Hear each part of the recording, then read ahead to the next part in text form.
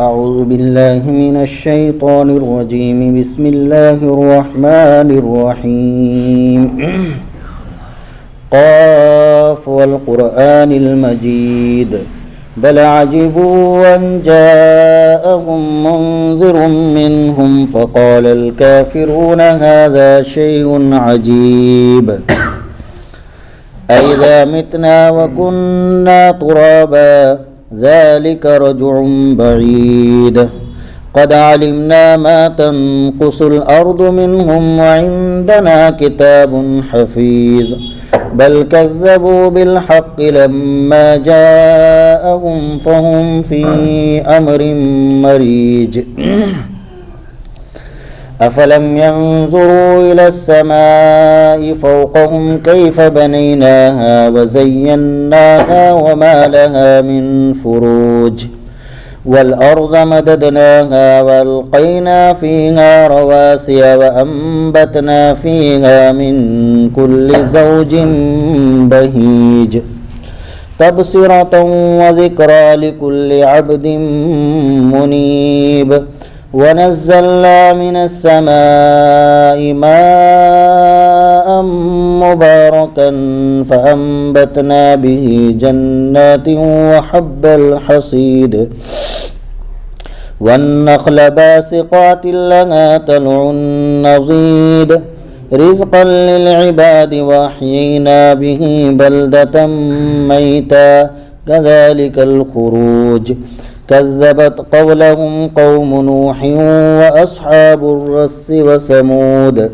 وعاد وفرعون وإخوان لوط وأصحاب الأيكة وقوم تبع كل كذب الرسل فحق وعيد أفعينا بالخلق الأول بل هم في لبس من خلق جديد.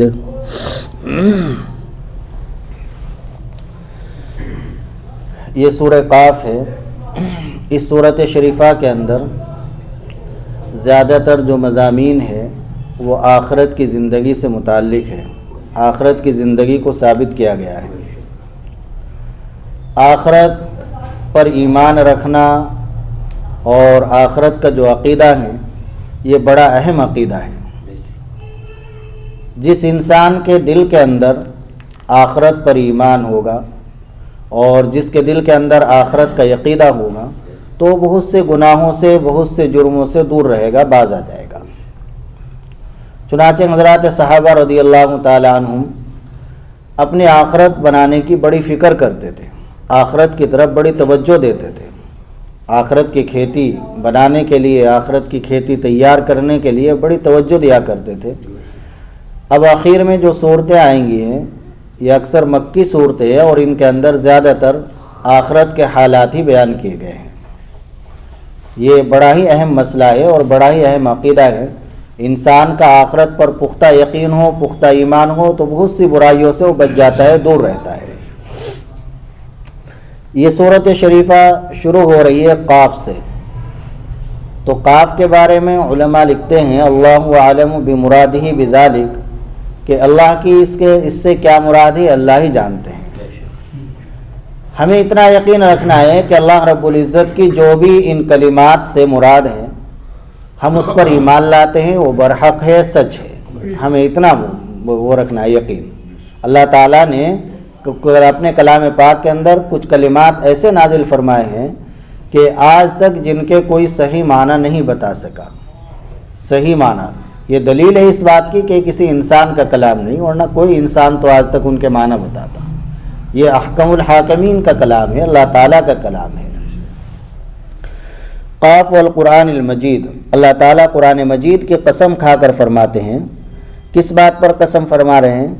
اس بات پر قسم اللہ تعالیٰ فرما رہے ہیں کہ محمد صلی اللہ علیہ وسلم کو ہم نے نبی بنا کر بھیجا ہے اور یہ تمہارے لیے ہم نے ڈرانے والا بنا کر بھیجا ہے کہ عذاب سے ڈرانے والے ہیں، آخرت پر تمہیں آخرت کی طرف توجہ دلاتے ہیں.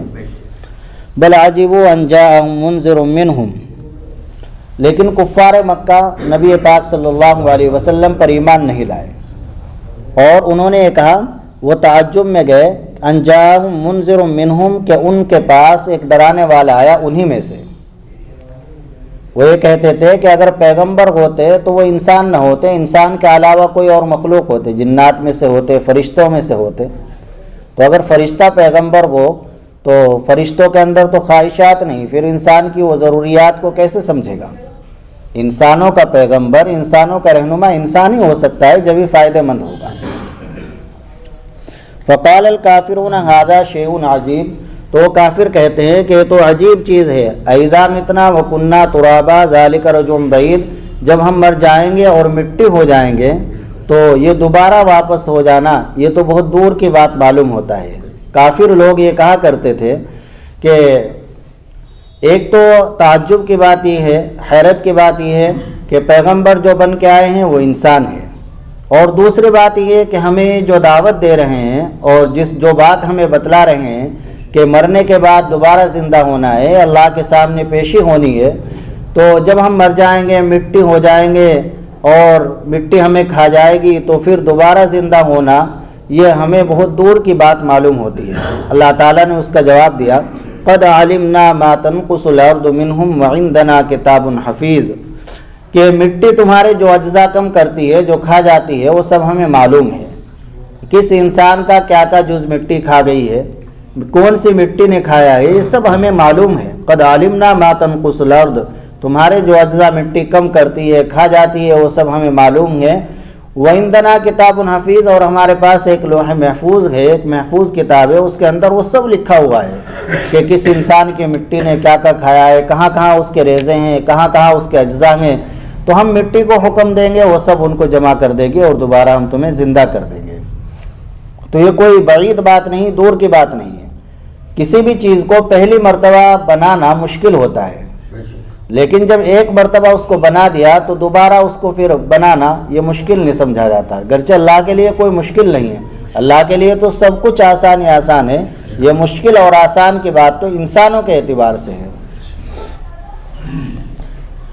چنانچہ نبی پاک صلی اللہ علیہ وسلم نے صحابہ کو ایک قصہ سنایا کہ بنی اسرائیل کے اندر ایک شخص تھا جس کے اوپر فکر آخرت کا غلبہ ہوا۔ جب موت کا وقت آیا تو آخرت کے فکر کا غلبہ ہوا، اور اس نے سوچا کہ میں نے پوری زندگی کے اندر گناہ کیے ہیں، اللہ کی نافرمانی کی ہیں، کوئی نیک کام نہیں کر رکھا، تو اللہ کے سامنے کیا منہ لے کر جاؤں گا۔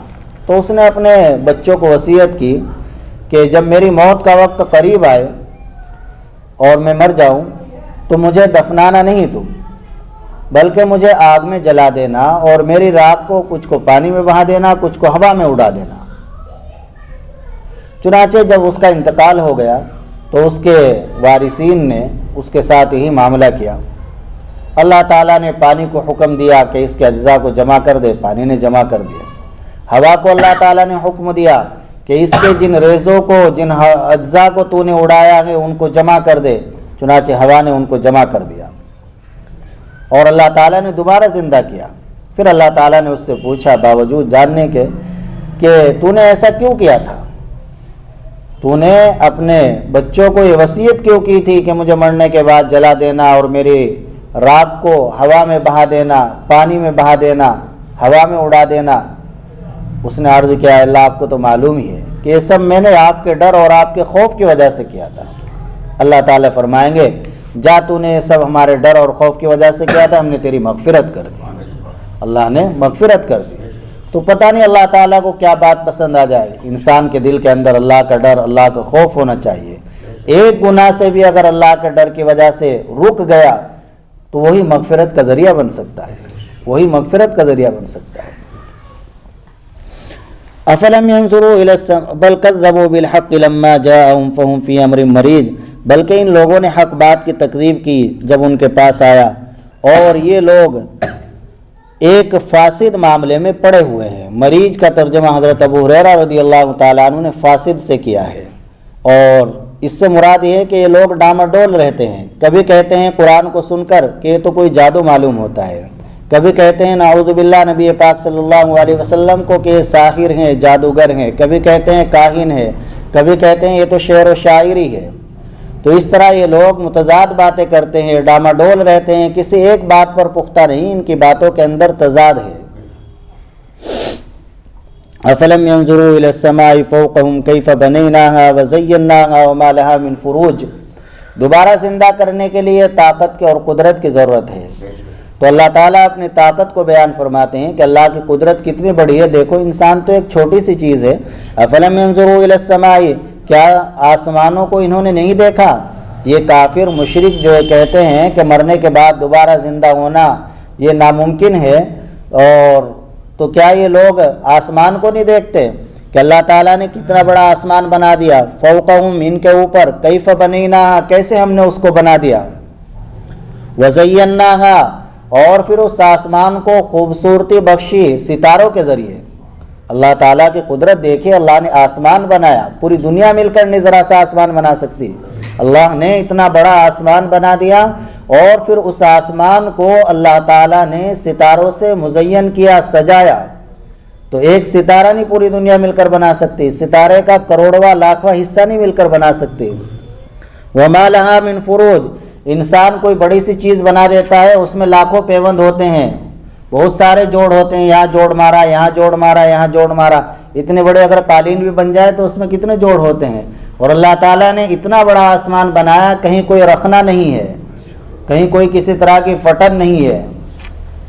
وما لہا من فروج والارض مددناہا، اور دیکھیں اللہ تعالیٰ کی قدرت کہ اللہ تعالیٰ فرماتے ہیں والارض مددناہا، کہ زمین کو ہم نے پھیلا دیا، زمین اللہ نے بنائی، پوری دنیا مل کر ذرا سی زمین نہیں بنا سکتی۔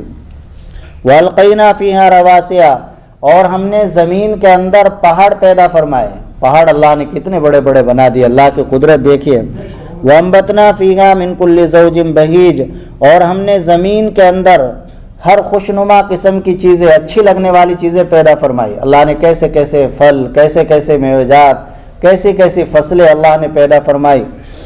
تبصرۃ و ذکریٰ لکل عبد منیب، ان سب چیزوں کے اندر بصیرت ہے، نصیحت ہے ہر اس بندے کے لیے جو اللہ سے لو لگانے والا ہے، جو اللہ سے لو لگائے، اللہ کی طرف متوجہ کو، تو ان سب کو دیکھ کر وہ عبرت حاصل کرے گا، سبق حاصل کرے گا، نصیحت حاصل کرے گا کہ میرے اللہ نے کیسا پہاڑ بنایا، کیسی زمین بنائی، کتنا بڑا آسمان بنایا، کیسے پیارے ستارے بنائے۔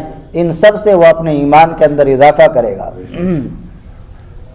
وَنَزَّلْنَا مِنَ السَّمَاءِ مَاءً مُبَارَكًا، اور اللہ تعالیٰ کی اور قدرت دیکھیے، اللہ تعالیٰ فرماتے ہیں کہ ہم نے آسمان سے برکت والا پانی نازل فرمایا۔ فَأَنبَتْنَا بِهِ جَنَّاتٍ وَحَبَّ الْحَصِيدِ، اور ہم نے اس پانی کے ذریعے باغات اگائے اور غلہ اگایا، کھیتی کا غلہ اگایا۔ اللہ تعالیٰ بارش دیتے ہیں تو بنجر زمینوں کے اندر بھی غلہ اگاتا ہے۔ وَالنَّخْلَ بَاسِقَاتٍ لَهَا طَلْعٌ نَضِيدٌ، اور ہم نے لمبے لمبے کھجور کے درخت اگائے جن کے گوپے خوب گندھے ہوئے ہیں۔ گنچھے ہوتا ہے کھجور کا، کیسا گندھا ہوا ہوتا ہے، ایک کوئی انسان پوری دنیا میں مل کر بنانا چاہے نہیں بنا سکتی، ایک کھجور نہیں تیار کر سکتے۔ تو اللہ کی کتنی بڑی قدرت ہے۔ رزقا للعباد، یہ سب چیزیں ہم نے بندوں کو، اپنے بندوں کو رزق دینے کے لیے، روزی دینے کے لیے پیدا کی ہے۔ وحینا بہ بلدۃ میتا، اور اس پانی کے ذریعے سے ہم نے جو بنجر زمین ہے اس کو زندہ کیا ہے، اسے قابل کاشت بنایا۔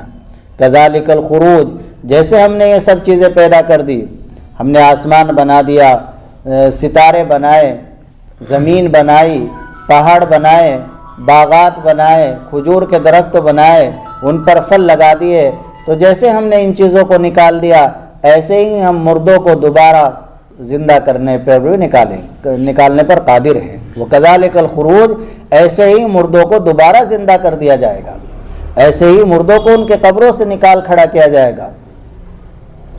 كَذَّبَتْ قَوْلَهُمْ قَوْمُ نُوحٍ وَأَصْحَابُ الرَّسِّ وَثَمُودَ، چونکہ نبی پاک صلی اللہ علیہ وسلم سمجھانے کی پوری کوشش فرماتے لیکن لوگ پھر بھی ایمان نہ لاتے، بات نہ مانتے۔ جب آدمی کسی کام کی کوشش کرتا ہے، فکر کرتا ہے اور اس پر محنت کرتا ہے، اگر اس کی محنت مثمر نہ ہو، اس کا کوئی فائدہ نظر نہ آئے ظاہر میں، تو اس سے ذرا رنج ہوتا ہے، غم ہوتا ہے۔